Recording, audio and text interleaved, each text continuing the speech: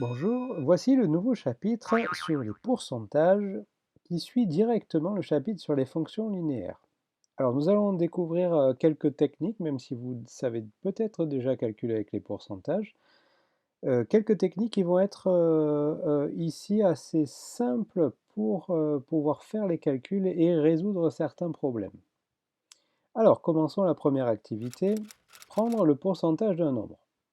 Alors, sur l'exemple, on estime que 60% de l'eau consommée peut être remplacée par de l'eau de pluie. Première question, quels sont les besoins en eau de pluie d'une famille dont la consommation d'eau annuelle est d'environ 167 000 litres?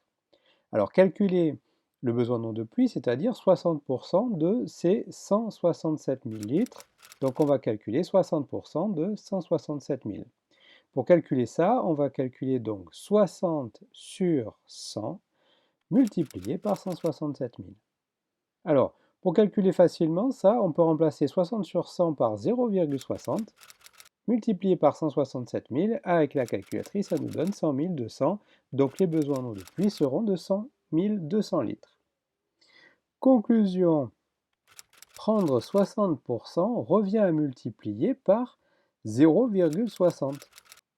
Donc, si on appelle X la consommation d'eau annuelle d'une famille, donner en fonction de X les besoins en eau de pluie, ça revient à dire qu'on va avoir la formule 0,60X. La quantité d'eau et le besoin en eau de pluie sont-ils proportionnels? Oui, ils sont proportionnels, c'est bien une situation de proportionnalité, car pour obtenir le besoin en eau de pluie, on multiplie la quantité d'eau toujours par 0,60. Et dernière question, quelle est la fonction qui à la quantité d'eau associe la quantité d'eau de pluie? Donc cette fonction peut s'écrire la fonction qui à x associe 0,60x, ou alors f de x égale 0,60x. C'est une fonction qu'on reconnaît, c'est une fonction linéaire et qui traduit bien une situation de proportionnalité. Alors, quelques exemples pour que vous compreniez à quoi ici ça va nous servir. On vient de voir que prendre 60% d'un nombre, ça revient à le multiplier par 0,60. Regardez de tête ici, prendre 50%, ça revient à multiplier par 0,50. Prendre 75%, ça revient à multiplier par 0,75. Prendre 30%, ça revient à multiplier par 0,30.